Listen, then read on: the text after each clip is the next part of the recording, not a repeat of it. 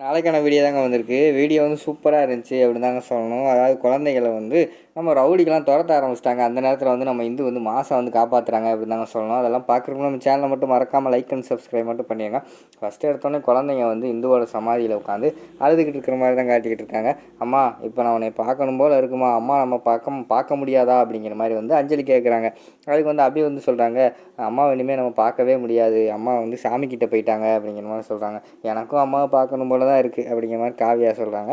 அடுத்து வந்து அபி வந்து சொல்கிறாங்க, அம்மா நான் வந்து உன்னை ரொம்ப மிஸ் பண்ணுறேம்மா, எதுனாலும் எனக்கு வந்து தைரியம் சொல்லி வளர்ப்பேன், இப்போ எனக்கு தைரியம் சொல்லக்கூட ஆள் இல்லைம்மா அப்படிங்கிற மாதிரி சொல்கிறாங்க. அடுத்து வந்து நம்ம கவின் வந்து சொல்கிறாரு, ஆமாம்மா அப்பா எங்களை திட்டினா கூட நீ அப்பா கிட்ட வந்து சண்டை போடுவேன் எங்களுக்காக, இப்போ யாருமே எங்களுக்கு இல்லை, தமிழ் இருந்தா ஆனால் தமிழையும் அப்பா வந்து திட்டி இப்போ வந்து பேச விடாமல் பண்ணிட்டாரு, எனக்கு ரொம்ப கஷ்டமாக இருக்குமா அப்படிங்கிற மாதிரி எல்லாருமே அழுதுகிட்டு இருக்கிற மாதிரி காட்டிக்கிட்டு இருக்காங்க. அந்த பக்கம் பார்த்தா நம்ம இவங்க இருக்காங்கல்ல, தமிழோட அப்பா வந்து நின்றுட்டு இருக்காரு. தமிழ் வராங்க. தமிழ் வந்தோடனே என்னம்மா கிளம்பிட்டியா அப்படிங்கிற மாதிரி கேட்காங்க. ஆமாப்பா கிளம்பிட்டேன், நார்வேக்கு வந்து எனக்கு இன்டர்வியூக்காக கூப்பிட்ருக்காங்க விசாக்கு, அதனால் நான் வந்து கிளம்புறேன் அப்படிங்கிற மாதிரி சொல்கிறாங்க. சரிம்மா பார்த்து போயிட்டு வாங்கணும், நல்ல மனசுக்கு நல்லது தான் நடக்கும், சென்னைக்கு வரும்போது உங்ககிட்ட ஒரு பைசா காசு கிடையாது, சர்டிஃபிகேட் கூட எதுவுமே கிடையாது, ஆனால் எதுவுமே இல்லாமல் நீ வந்து இவ்வளோ தைரியமாக இருந்துட்டேல, இந்த இன்டர்வியூ அட்டன் பண்ணி சீக்கிரமாக வந்து வெளிநாடு போயிடலாம் அப்படிங்கிற மாதிரி வந்து அவங்க அப்பா சொல்லிக்கிட்டு இருக்காங்க. அது இப்போ எனக்கு பெருசாக தெரியலப்பா, அங்கே அஞ்சலின்னு ஒரு பொண்ணு இருக்குது, என் மேலே ரொம்ப பாசமாக இருக்கா, அவள் எப்படியாவது அவங்க அப்பா கூட அட்டாச் பண்ண வைக்கணும், இல்லைன்னா என்னை வெறுக்க வைக்கணும், ஏதாவது செஞ்சுட்டு தான்ப்பா நான் வந்து கிளம்ப முடியும் அப்படிங்கிற மாதிரி சொல்கிறாங்க. அது நீ செஞ்சிருவோம்மா, இவ்வளோ செஞ்சவ அதை செய்ய மாட்டேயா அப்படிங்கிற மாதிரி அவங்க அப்பா சொல்கிறாங்க. இல்லைப்பா அது ஒன்றும் அவ்வளோ சாதாரணமான காரியமாக தெரியல, எனக்கு ரொம்ப கஷ்டமாக இருக்குது அப்படிங்கிற மாதிரி வந்து நம்ம தமிழ் சொல்கிற மாதிரி காட்டிக்கிட்டு இருக்காங்க. விடுமா பார்த்துக்கலாம், நமக்கு நல்லது தாம்மா நடக்கும் எப்பயுமே அப்படிங்கிற மாதிரி அவங்க அப்பா சொல்கிறாங்க. சரிப்பா எனக்கு நேரமாச்சு நான் கிளம்புறேன்னு சொல்லிட்டு ஒரு ஆட்டோ பிடிச்சி போய்கிட்டு இருக்காங்க.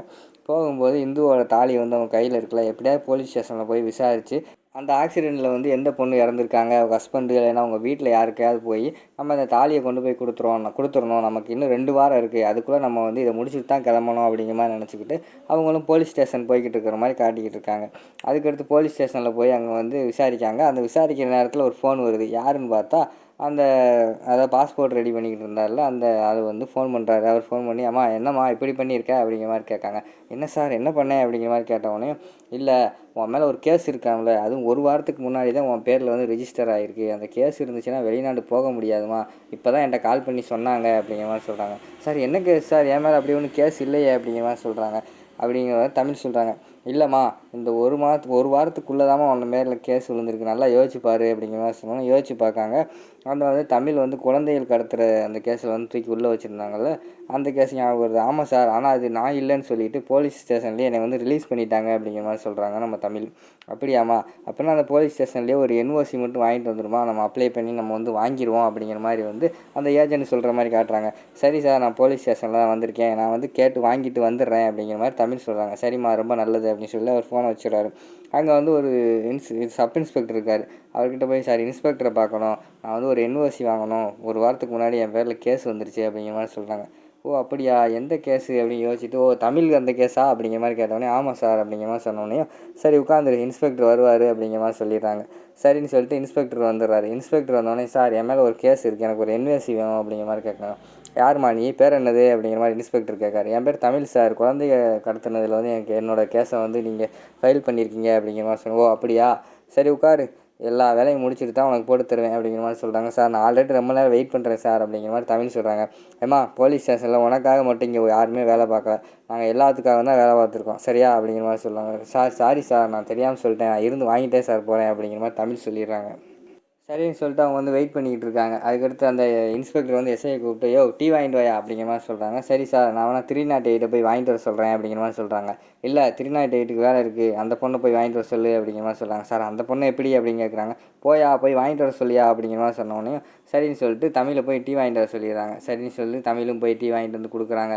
டீயை குடிச்சிட்டு போய் உட்காரு கூப்பிட்றேன் அப்படிங்கிற மாதிரி சொல்லிடுறாங்க. சரின்னு சொல்லிட்டு திருப்பி போய் தமிழ் உட்காந்து யோசிச்சுக்கிட்டே இருக்காங்க. என்ன இவர் வந்து நம்மளை கூப்பிட்றேன்னு சொல்லிட்டார், இப்படியே பண்ணிக்கிட்டு இருக்காரு அப்படின்னு சொல்லிட்டு அவங்க யோசிச்சுக்கிட்டு இருக்காங்க. இந்த பக்கம் பார்த்தா நம்ம இவங்க இருக்காங்கல்ல, நம்ம குழந்தைகள் எல்லாம் அங்கனக்குள்ளே படுத்துருக்காங்க. அந்த இடத்துல வந்து ரவுடிங்க வந்துடுறாங்க. ரவுடிங்க வந்துட்டு, என்ன இங்கே கூட்டமாக இருக்கீங்க அப்படிங்கிற மாதிரி கேட்டோன்னே, இது எங்கள் அம்மாவை பார்க்க வந்திருக்கோம் அப்படிங்கிற மாதிரி வந்து அந்த குழந்தைய சொல்கிறாங்க. அம்மாவை பார்க்க வந்தால் அம்மா கிட்ட வந்து காசெல்லாம் வைக்க மாட்டிங்களா, ஒழுங்காக காசை வைங்க, காசை வச்சுட்டு கையில் கழுத்தில் எல்லா இடத்துலையும் என்னென்ன இருக்கோ எல்லாத்தையும் எடுத்து அம்மா கொடுங்க அப்படிங்கிற மாதிரி சொல்கிறாங்க. அவங்க வந்து பயந்தே போயிட்டாங்க.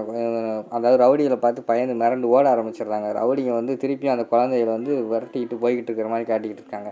விரட்டிட்டு ஓடிக்கிட்டே இருக்காங்க. அந்த இடத்துல பார்த்தோம்னா டக்குன்னு இந்து வந்து குழந்தைய வந்து தூக்கி நிப்பாட்டுற மாதிரி காட்டுறாங்க. அதாவது குழந்தைகளை காப்பாற்ற இந்து வந்துடுறாங்க. என்னடா, ஆனால் அந்த ரவுடிகளுக்கு வந்து இந்து இருக்கிறது தெரியல. என்னடா குழந்தையெல்லாம் அந்த இடத்துல தொங்கிக்கிட்டு இருக்குது அப்படின்னு எல்லாருமே அந்த ரவுடிங்க எல்லாமே ஷாக்காகி பார்த்துக்கிட்டு இருக்கிற மாதிரி காட்டிக்கிட்டு இருக்காங்க. அதோட பார்த்திங்கன்னா அந்த எபிசோடை வந்து முடிச்சிடுறாங்க.